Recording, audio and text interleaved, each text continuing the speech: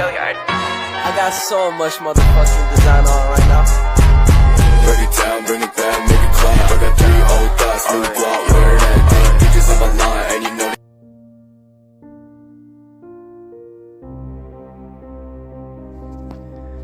Assalamualaikum warahmatullahi wabarakatuh. Perkenalkan, nama saya Busyrul Abidin Amirullah. Saya akan mempresentasikan terkait materi psikologi well-being. Sebelum kita mulai, saya ingin mengucapkan terima kasih kepada teman-teman yang meluangkan waktu untuk mendengarkan presentasi kami. Saya berharap presentasi ini akan memberikan wawasan baru dan informasi yang berguna untuk kita semua. Tanpa berlama-lama, mari kita mulai presentasi ini. Riff mengembangkan kerangka teoritis mengenai psikologi well-being berdasarkan perjalanan hidupnya. Riff mendefinisikan kehidupan yang baik adalah kehidupan yang memiliki kesamaan dalam bentuk kebahagiaan serta hal yang positif dan tidak adanya penyakit psikologi. Psikologi well-being merupakan suatu kondisi individu yang memiliki kemampuan dalam menentukan keputusan hidupnya secara mandiri, mampu menguasai lingkungan secara efektif, mampu menjalin hubungan yang positif dengan orang lain, mampu menentukan dan menjalankan arah dan tujuan hidupnya, mampu menerima diri secara positif dan mengembangkan potensinya secara kontinu dari waktu ke waktu. Jadi, well-being dimaknai sebagai kondisi sejahtera yang mencakup emosi dan suasana hati yang positif. Tidak adanya emosi negatif, misal seperti stres, depresi, kegelisahan, kepuasan dengan kehidupan, dan kemampuan menilai hidup secara positif dan merasa baik. Jadi pada intinya psikologi well-being ini suatu keadaan pada seorang individu yang digambarkan dengan adanya rasa bahagia, kepuasan, tingkat stres yang rendah, sehat secara fisik dan mental, serta kualitas hidup yang baik. Jadi psikologi well-being merupakan adanya keterikatan untuk dapat berhubungan dengan orang lain secara positif dan memahami diri kita sendiri, serta memahami tujuan dan makna dalam kehidupan.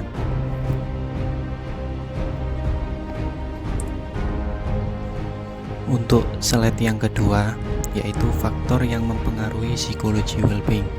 Jadi faktor yang mempengaruhi well-being ini terdapat 4 faktor. Untuk yang pertama yaitu faktor demografis, faktor dukungan sosial, faktor evaluasi terhadap pengalaman hidup, dan yang terakhir locus of control. Untuk yang pertama yaitu faktor demografis, mencakup beberapa area, jadi seperti usia, jenis kelamin, budaya, dan status ekonomi. Jadi faktor demografis ini seperti perbedaan usia, jenis kelamin, dan budaya memiliki kontribusi yang bervariasi terhadap psikologi well-being. Untuk yang kedua yaitu faktor dukungan sosial. Faktor ini dapat diartikan dengan rasa nyaman, perhatian, penghargaan, atau pertolongan yang dipersepsikan oleh seorang individu yang didapat sebagai sumber, diantaranya pasangan, keluarga, teman, rekan kerja, dokter, maupun organisasi-organisasi sosial lainnya. Untuk yang ketiga yaitu faktor evaluasi terhadap pengalaman hidup.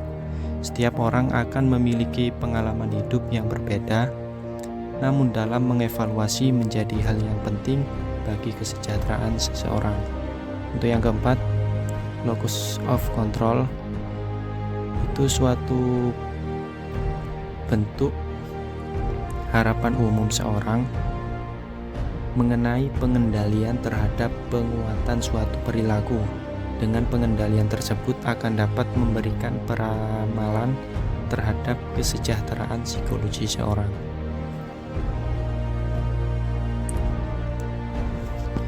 Untuk selanjutnya yaitu unsur-unsur utama. Jadi, jika unsur-unsur utama yang secara umum dijalankan secara konsisten oleh perusahaan atau sebuah organisasi yang membuat anggota menjadi betah dan seutuhnya mendedikasikan kemampuan yang dimiliki untuk organisasi. Antara lain, untuk yang pertama yaitu menghargai kebutuhan karyawan. Jadi dengan menghargai kebutuhan anggota dalam sebuah organisasi atau perusahaan, tentu hal ini juga akan membuat anggota tersebut sejahtera dan mempunyai kesenangan dalam bekerja. Dan karyawan yang senang bekerja dapat meningkatkan produktivitas organisasi, sehingga penting untuk memberikan mereka fasilitas yang diperlukan, misal menyediakan waktu yang lebih fleksibel untuk jam kerja, sehingga karyawan dapat lebih maksimal dalam menjalankan perannya. Yang kedua yaitu mengembangkan tanggung jawab sebagai upaya retensi karyawan. Untuk meningkatkan retensi karyawan, perusahaan memberikan pelatihan atau pengembangan individual yang bertujuan untuk mengembangkan rasa tanggung jawab. Tak harus mengeluarkan budget lebih. Perusahaan bisa melakukan dengan memberikan jenis pekerjaan baru yang lebih tinggi levelnya. Jika karyawan pernah menunjukkan rasa tidak suka terhadap pekerjaan tertentu, berikan lagi padanya pekerjaan tersebut untuk membuatnya semakin terbiasa. Yang ketiga yaitu training dan pengembangan secara internal di perusahaan. Cara lain yang bisa dilakukan adalah dengan mengadakan training atau pelatihan karyawan di perusahaan. Untuk melaksanakan pelatihan ini dapat dengan mendatangkan mentor dari luar atau menunjuk salah satu karyawan yang dianggap senior. Karyawan ini harus memiliki skill yang mumpuni untuk membuat karyawan lain respect padanya, atau memilih salah satu karyawan untuk menghadiri acara pelatihan tertentu lalu memintanya untuk mengajarkan ilmu yang didapat dari pelatihan tersebut kepada karyawan lain. Selain itu, untuk meningkatkan wawasan karyawan. Untuk yang terakhir, kemampuan retensi karyawan. Retensi karyawan merupakan keharusan bagi sebuah perusahaan dalam mempertahankan karyawan terbaiknya. Retensi diperlukan agar perusahaan dapat mempertahankan karyawan yang memiliki potensi tinggi agar tetap loyal pada perusahaan dan pekerjaannya. Hal ini harus diterapkan setiap perusahaan secara tepat dan berkelanjutan. Selanjutnya yaitu memahami makna well-being dalam perspektif ilmu psikologi. Riff menjelaskan bahwa psikologi well-being tidak hanya terdiri dari efek positif maupun negatif serta kepuasan hidup, melainkan sebagai sebuah konstruk multidimensional yang terdiri dari sikap hidup yang terkait dengan dimensi kesejahteraan psikologis yang mampu merealisasikan potensi diri secara berkelanjutan dan mampu membentuk hubungan yang hangat dengan orang lain, memiliki kemandirian terhadap tekanan sosial maupun penerimaan diri apa adanya, memiliki arti dalam hidup, serta mampu mengontrol lingkungan eksternal.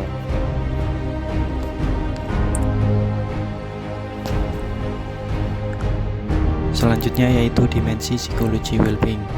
Dimensi ini terdiri dari 6 dimensi. Untuk yang pertama yaitu penerimaan diri.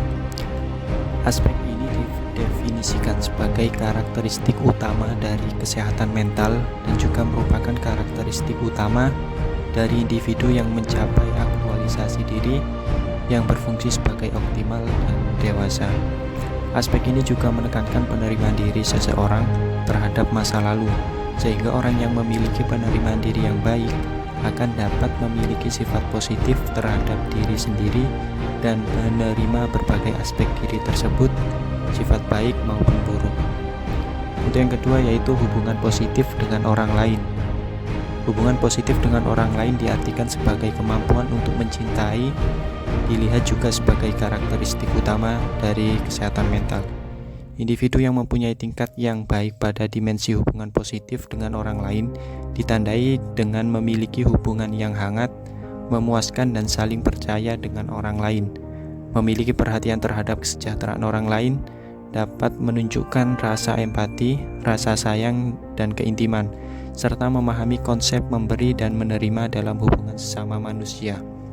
Untuk yang ketiga, otonomi. Individu yang sudah mencapai aktualisasi diri dideskripsikan sebagai orang yang menampilkan sikap otonomi. Individu yang berfungsi secara lengkap ini juga dideskripsikan memiliki internal locus of control dalam mengevaluasi diri.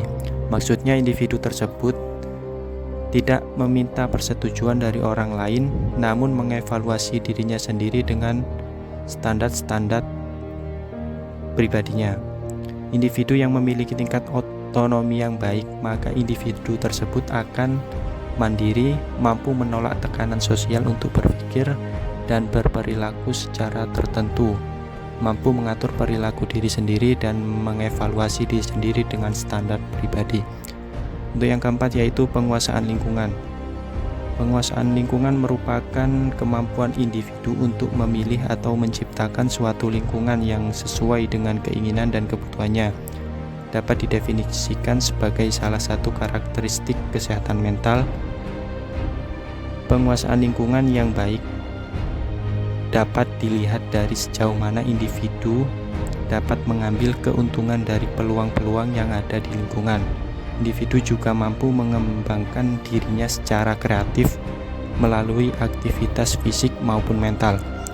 Untuk yang kelima, tujuan hidup. Menekankan pentingnya keyakinan yang memberikan satu perasaan dan pemahaman yang jelas tentang tujuan dan arti kehidupan. Individu yang memiliki tujuan hidup yang baik akan memiliki target dan cita-cita dalam hidupnya serta merasa bahwa hidupnya di saat ini dan masa lalu adalah bermakna. Individu tersebut juga memegang teguh pada suatu kepercayaan tertentu yang dapat membuat hidupnya lebih berarti. Untuk yang keempat yaitu pertumbuhan pribadi. Individu dalam berfungsi secara optimal secara psikologis harus berkembang, mengembangkan potensi-potensinya untuk tumbuh dan lebih maju. Pemanfaatan secara optimal seluruh bakat dan kapasitas yang dimiliki oleh individu merupakan hal yang penting dalam psikologi well-being. Individu yang terbuka terhadap pengalaman baru berarti individu tersebut akan terus berkembang, bukan hanya mencari suatu titik yang diam di mana semua masalah terselesaikan. Berikutnya yaitu cara meningkatkan psikologi well-being. Untuk yang pertama yaitu melatih positive self-talk. Cara ini dapat diartikan sebagai berbicara hal-hal baik kepada diri kita masing-masing, cara pandang kita dalam menilai diri kita untuk mempengaruhi kondisi kita dalam berpikir sampai memvalidasi diri kita sendiri. Ketika kita belajar untuk positive self-talk ini bisa untuk menambah kekuatan dalam diri kita sendiri. Yang kedua, mencari support system yang mendukung dan positif. Membangun hubungan yang baik dapat membangun kesehatan mental kita, mengingat lingkungan sekitar dapat berpengaruh terhadap kondisi mental. Yang ketiga yaitu aktif bergerak dan rajin berolahraga. Beberapa penelitian mengungkapkan bahwa tubuh yang aktif bergerak tidak hanya baik untuk kesehatan fisik namun juga berkontribusi positif pada kesehatan mental. Teman-teman bisa mencoba berolahraga, workout atau yoga. Tentunya dengan melatih hal tersebut membuat kita lebih nyaman dan dekat dengan diri kita sendiri. Membangun kesadaran dan fokus mindfulness.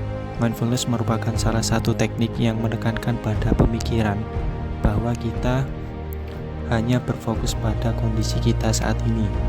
Belajar mindfulness ini artinya kita belajar untuk bisa paham bahwa kondisi yang sebelumnya tidak bisa kita ubah dan kondisi ke depan itu tidak bisa kita prediksi. Untuk yang kelima yaitu menghargai diri sendiri. Menghargai diri sendiri dapat mulai dilakukan dengan memperlakukan diri kita dengan baik. Ini bisa berguna untuk membangun harga diri kita. Kalau kita melakukan hal-hal yang bahagia, kita bisa lebih puas sama hidup kita sendiri. Sekian presentasi dari kami. Saya ucapkan terima kasih. Wassalamualaikum warahmatullahi wabarakatuh.